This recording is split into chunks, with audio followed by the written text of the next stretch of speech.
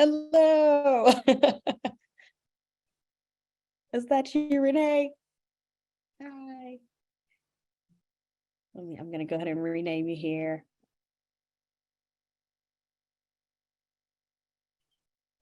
Good afternoon. Good afternoon. Good afternoon. Let me get you to say a few things. I'm wondering if I can hear you clearly or not. Oh, okay. How are you today? Here we go. I am good. How are you? It's good to see you. Doing great. Thank you. Thank you so much for having me. Absolutely. Absolutely. I've talked to the folks about who you are already. I've read through your bio. They are ready for you. I have your Oh, slides up here. fantastic. So I'm going to go ahead and pass the baton to you. You've got it. Just let me know when you want to advance to the next slide. All right, Brittany. Thank you very much. Thank you. Thank you very much. You can go ahead and jump to the next slide. I'm going to share a little bit about JER and what we do at JER HR Group. So we deliver unmatched experience, skills, and innovation in human capital management to help organizations like yours solve the toughest HR challenges. Our services include things like compensation analysis, pay structure, employee learning, HR services, and organizational development. Our umbrella brand for our network of SaaS technology products include Trainery LMS, Streamery, Comp Builder, which you'll see a little bit of today, Review Cloud, and Track Safety for safety training. So from insight to change, we meet clients wherever they are, wherever you are, on the path to understanding culture, issues, and change. So that's a little bit about JER and what we do. And I would love to jump right in and talk about our what we have on the agenda for today, which is the topic of pay equity. So I want to say just a quick good afternoon to my fellow HR leaders. Prior to coming to JER, I had been in-house across multiple industries, and so I'm happy to be here with you today. And also a thank you to Executive Summits for inviting me here today to discuss Bridging the Pay Equity Gap, which is the article that was written in connection with the program today. So if you don't have a copy of that yet, you'll want to make sure that you download that. It'll have a lot of the instructions in that we'll talk about today. And as Brittany mentioned, I'm a senior consultant, senior compensation consultant with JER HR Group. So as the last speaker of the day, I realize you're all hanging in here patiently with us, and it's incumbent on me to come highly caffeinated and keep the session engaging. So with that, we'll jump right in. So as a reward for staying through the end of the conference, each of you will have an opportunity to save roughly $439,000 for your organization this year. If that sounds intriguing, that's right, $439,000, because on average, that is the amount that an organization spends on remediation costs for each year that pay equity is delayed. So by grabbing the baton today and addressing pay equity within your organization, that's how much on average you're looking to save your organization by tackling that this year. And you can certainly let your CEO and CFO know the good news. I'm sure they supported you coming today, so maybe they'll even treat you to a nice dinner this evening. So as you know, pay equity is here to stay. It's important, and it is here to stay. Today, we're going to talk about the numbers, why the gap exists, and then most importantly, how you can tackle that within your organization. I want to make sure that you leave the session today with some best practices, some practical application of an understanding of how to analyze your data and take any necessary actions. And then we'll leave just a few minutes for Q&A at the end. Next slide. Thank you, Brittany. So these are the facts by the numbers. I probably don't need to convince all of you listening today that pay equity is important, but in case you need some background information to share back with your organization to get some buy-in, these are some of the numbers that could help you. So on average, women in the US are earning about 82 cents on the dollar compared to their male counterparts. Unfortunately, when you look at women of color, mothers of young children, and also women with disabilities, the gap is even wider than that. So what does that add up to? During a 40-year career, this adds up to more than $400,000. So for many women, this could be the difference between having a fully funded 401k by the time she retires, or depending where she lives, could purchase a home for a woman and her family if she were paid equitably. So this is part of the work that we need to do, is to help level the playing field here. In just 1 year, men will earn an average of $10,000 more than female counterparts.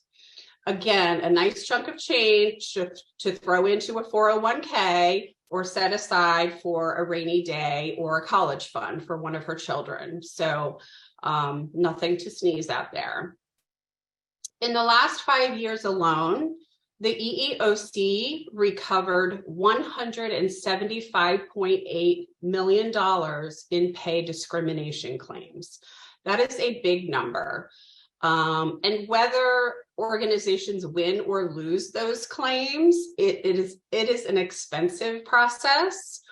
Along the way, the organization's reputation is tarnished, and you just spend a lot of staff resources defending a claim that could have been prevented. So what are we waiting for? It's a matter of time.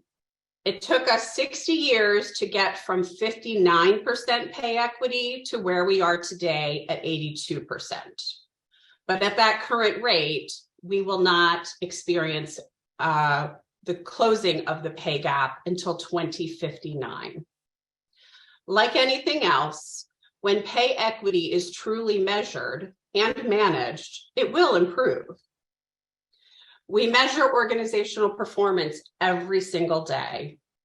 It determines whether shareholders buy and hold our stock. Or whether donors and grant makers will continue investing in our organizations. We measure organizational and employee performance every day. It determines our bonuses. So what is important to understand is that pay is one of the most concrete and visible measures of fairness that we have. Pay transparency and equity can become a competitive advantage when your organization does it well. Employees want to understand their pay. In fact, 85% of workers are more likely to apply for jobs that have a listed salary range. As we know, retention is going to be a key talent strategy this year.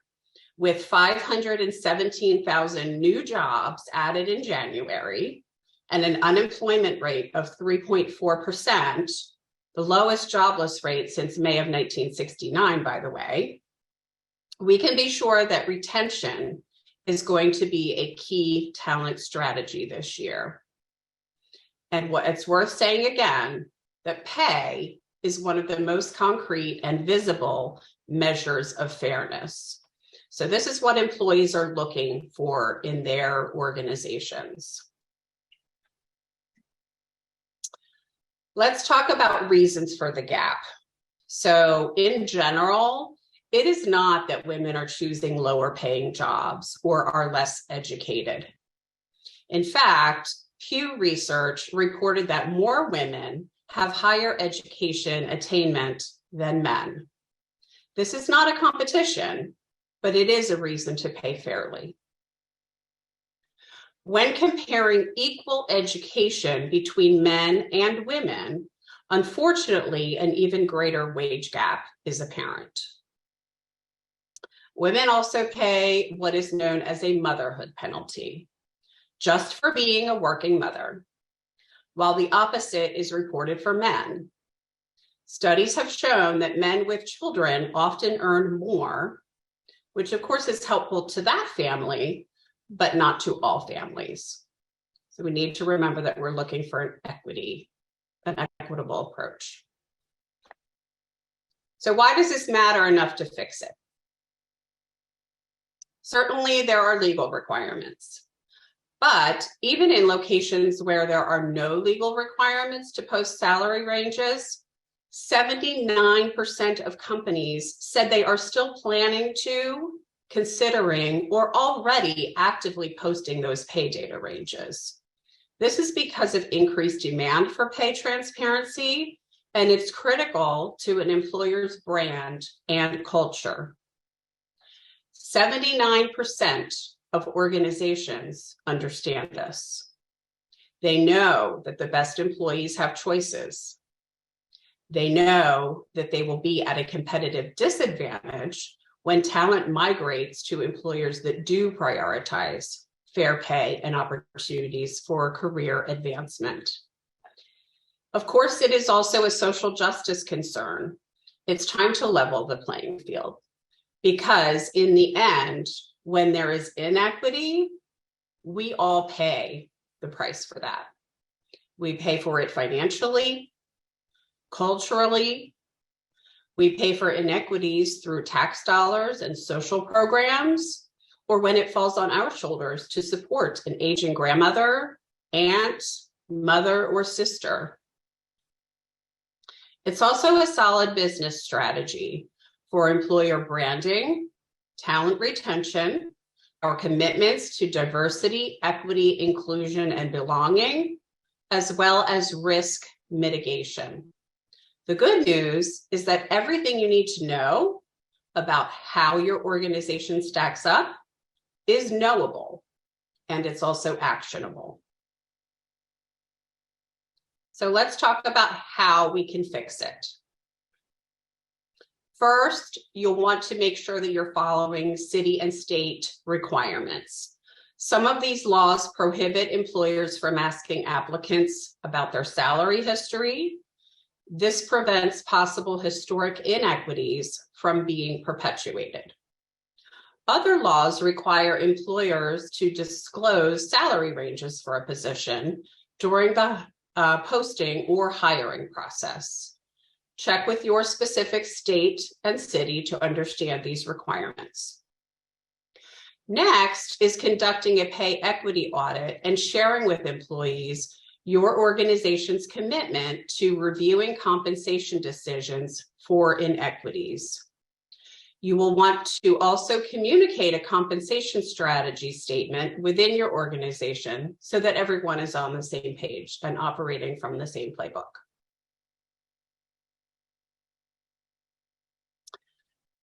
So there's a lot of important information on this slide in front of you now. So please hang in there with me and make sure you're paying attention to this information. First of all, before you start running reports, you'll want to speak with your counsel to establish legal privilege and make sure that they are part of the process with you. Secondly, as a minimum standard, you want to make sure that you're reviewing salaries annually with that equity lens. In addition to that annual review, it is a best practice to review compensation decisions in real time to make sure that new hires, adjustments, promotions that you're making are all reviewed through this equity lens.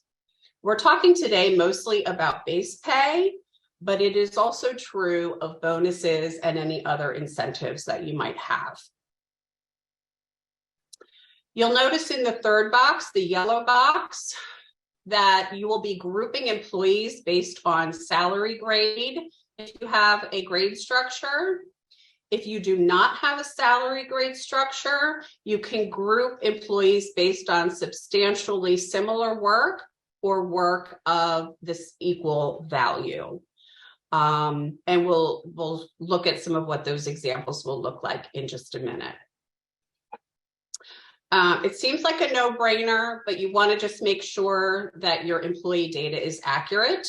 That is worth mentioning to make sure that your raw data is correct. And then based on any pay variances, you will want to determine whether and to what extent any pay equities exist. Or, excuse me, if any pay inequities exist. And then lastly, you'll work to close those gaps. The other item of note on this page toward the bottom is a listing of potentially accepted reasons for differences in pay. You will come across differences in education, years and level of experience, specialized skills, job performance, tenure, or location differentials. These are some of the things that might be acceptable reasons for differences in pay. So you want to keep these in mind as you're reviewing data. Another important note before we move to the next slide is that it's important to understand any root causes that may, when you're looking at pay data, to understand the root causes of any gaps in pay. This will help you address systemic pay gaps as opposed to addressing only the symptoms that are evidenced through those pay gaps. Understanding inherent biases within the system, this will require you to consider what your performance metrics are that you have in place and whether any explicit or implicit bias may exist within those factors themselves. So I'll give you an example because that was a lot to say. Example would be if strong performance in your organization is determined by evenings or weekend fundraiser events where someone is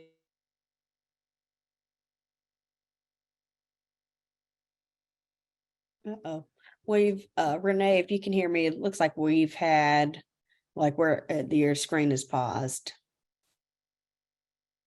I know there's some storms in the US at the moment. I'm not sure what's causing it, but if you can hear me, you're still paused. So types of things. These okay. Are the type. Oh. So your screen was paused for a second. We're at the strong performance. You were giving us an example of what strong performance looked like. You Excellent. mentioned weekend events. Okay. Okay, thank you. Thank you very much. I appreciate that. So I want to be clear on what this example is. Because again, I'm giving very surface examples. Yours might be a little bit more ingrained in your organization, but I wanted to speak a little bit more to what those system biases could be. So for example, if strong performance were determined by the number of evening or weekend fundraising events, or by the volume of help desk tickets that your IT staff closes off hours, what you need to understand that this can exclude some of your workforce, and it's not a fair measure of their performance. So not something that you would want to use as a measurement for success in those positions. We can certainly take questions on that offline if you have questions. I don't want to get too hung up on it, but I did want to mention. So another example is often embedded in performance evaluation tools themselves. So study has shown that open boxes on performance reviews are implicitly biased toward men, with female employees more likely to receive vague feedback about their communication skills, while men are more likely to receive specific feedback about technical skills. So you do want to keep an eye on the open text boxes and what types of information are being shared there, and if there's a better way to capture information and meaningful information. not just kind of opinion-based there. So these are a few examples. As you review pay equity within your organization, I would encourage you just to assess your performance factors to understand if there might be potential bias within those factors themselves. And if so, the factors should not be used as legitimate reasons for pay differences, and the process leading to those biases needs to be corrected in that case. Next slide. Thank you, Brittany. So this slide is going to show a sample of raw data.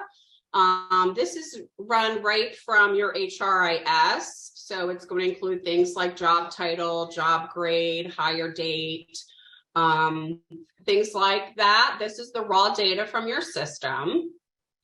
And then what we'll see on the next slide is to the far right, we've added columns in orange that include things like tenure and calculating the variances in differences. So one is a dollar amount variance, one is the percentage variance. Time and position and tenure are all coming from that hire date column. So these are columns that you're going to calculate. When you think about a percent of variance, I want you also to think about the tolerance level that your organization has for variances. Generally, I would say 2 to 7% difference might be acceptable. Some organizations will set their threshold at 10%, but I would tend to lean more conservatively on that, somewhere between 2 and 7% as an acceptable difference. And certainly, it's worth mentioning that, the first organization that I helped to do pay equity analysis had very real concerns, like you do, I'm sure, about whether you'll have the budget to make the necessary adjustments. Some organizations are able to make all of those adjustments at once, but others take a more phased approach. We want to jump to the next slide, and I do see some questions coming in, so we'll make sure that we have some time for that. This slide is going to show you, and it goes to the question in the chat box, whether there are software systems that can help you do this. So this one is using the Comp Builder software that we use at JER.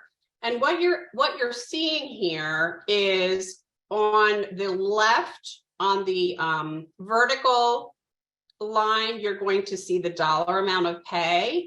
And then on the horizontal axis, you're seeing a point value. So you're seeing 800, 1,000, 1,200. This is the points about that are calculated for that specific position. So in your mind, think of this as kind of job grades. So this is showing, grades 1 through 10, for example, within your organization.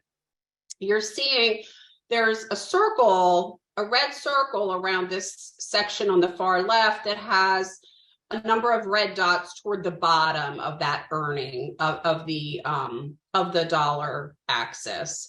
And what that's representing is that you've got some females. Females are shown in red. You've got some females shown that are at the lower end of the earnings for their pay grades. So this is a software kind of picture view of your equity and where you might have some trouble spots, or at least spots to understand, is there a reason that those females are paid lower in their job grade compared to the men above them? Second, the picture in the mid or toward the right, same kind of a scenario where you can see the clusters where there are some red dots. Those are ones that you would want to drill down on and make sure you understand why those women are paid where they are and if any corrections need to be made. Now, this one is specific to gender. within the system, you can also run this by race. You could run it by age if you're worried about age discrimination. There's all different ways that you can run these reports to make sure that you understand what is going on within your organization from a pay standpoint. Okay. If we can just jump to the next slide, I want to be able to show you the outcome that you would expect to see at the end of your analysis. What are you walking away with? What do you now understand that you didn't understand when you first started the analysis? So this one happens to be an example. I used a grade 3, which in this organization was indicative of a coordinator job level. You'll notice that there are 18 incumbents within the coordinator titles. 5 are male, 13 are female. And you've got, of those, 11 that are white, 7 that are non-white. The variances that you would want to pay attention to here are, we've got a variance female to male that females are making 17% less than males in this job title. And then off to the far right, you're also seeing the variance non-white to white, where the non-white employees are making 13% less than the white employees. So given this information, there was a lot to delve into for this organization to make some corrections in pay. And you'll see here in the notes that, we were able to isolate who those specific employees were, and then take a look at the resumes behind them to see whether that was acceptable or not, whether there was a justification for it. And there was one in particular in the third bullet where this person had 9 years more in tenure than some of the higher earners. So right off the cuff, at a high view glance of that does not seem appropriate. So that was something where, we asked the organization, let's pull the resume, let's do some more in-depth comparisons and see what we have going on there that could be worked on. So I think that is everything that I wanted to share, and we're more than happy to take some questions. I do want to make sure that you all have access to the white paper that goes along with this. It goes into a lot more detail.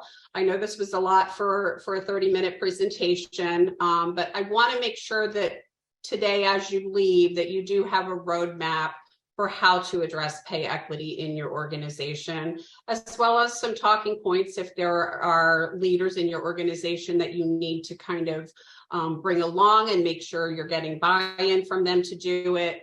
Hopefully a lot of good information in here that can help you do that.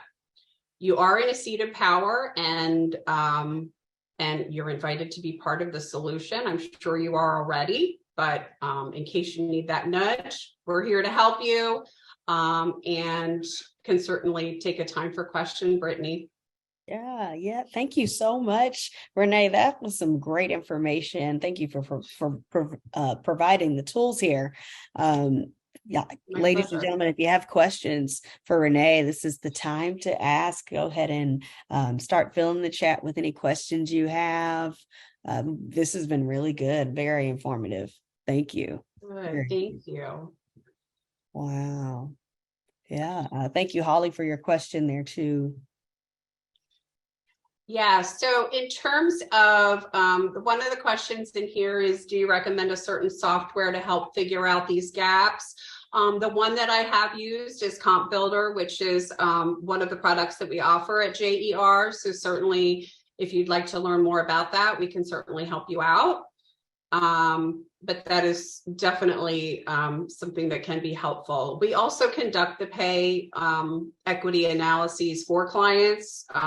If you'd like to have that as something that you're outsourcing, Otherwise, the HR team, this is to help you as the HR team to be able to carry these out for your organizations. But feel free to reach out with any questions that you have as you get into the process. Yeah, thank you. Thank you so much. Tim asks, does the research done locally by HR become discoverable in the case of litigation?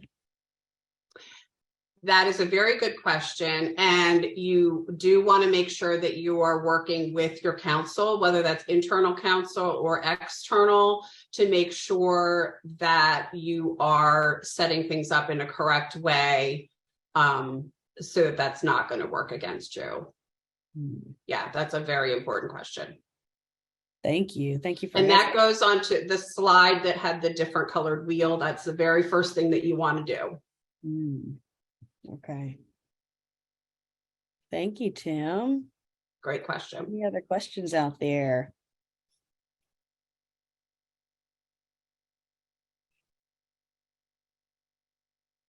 This is the time. Let's take advantage of Renee. She's right in front of us. Let's get those questions out. Anything. There are no crazy questions. No stupid questions.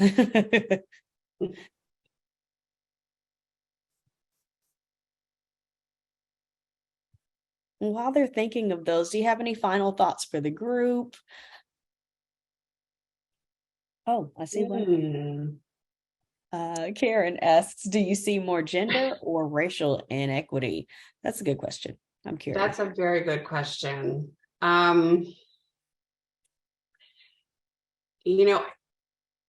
You see a lot of it goes both ways. I can't say that I see more of one than another. Yeah, that's a tough one. I can't say that I see more of one than the other at this point. They're both very real. They're both very real. I see a few hands raised here. Lori, Kathy, and Jill. Did you all want to hop on and ask a question, or want to make sure we meet the need, whatever you're wanting? I see your hand raised there, so we just want to make sure we answer any questions you have. And they may have been raised during when somebody asked a question earlier, one of the presenters. Just want to make sure we don't miss you guys. Lori, okay, I see. All right. No problem. Okay, well, we see the contact information here. Renee has provided her contact info. If you have any questions for her, please make sure that you take a picture of this slide, or go ahead and write down her phone number, email there, and get connected. If you have any further questions and you may just not want to ask them here, Renee, we are so grateful for you and JER HR Group for taking the time to sponsor and speak to our group of HR leaders. We are truly grateful for you. You guys have got some great tools for the HR community. And so I'm excited to be connected with you all. And yeah. All right. Thank you so much, Brittany. Thank you. I really appreciate your time and the time of all of our attendees today. I know it's a tough topic, so if there are questions after the fact, please feel free to reach out. Yes. All right. Well, thank you so much. We have reached the end of our conference, everyone. I want to say thank you again to our sponsors, JER HR Group, who we just heard from, Renee, New York Life, SGF Global, NetSpend, Jelly Vision, WeMed Clinics, and Enhanced Care MD. We're so grateful to have them on today. I want to say thank you to our viewers for being a great audience, submitting questions, and taking the time to invest in yourselves and learn more with us today. I hope you enjoyed our speakers as much as I did. Everyone, please don't forget to check out the website in a few days if you'd like to listen to this or any of our previous discussions again. We'll see you all again next month. March 8th is our next HR Leaders Monthly meeting. Thank you for joining us today. Before your head hits the pillow, and some of you know what I say, make sure, be the reason why at least 5 people smile. This is Brittany Williams and Renee Martin here. We are signing off. Executive Summits thanks you for joining us today. Have a great evening. Thank you.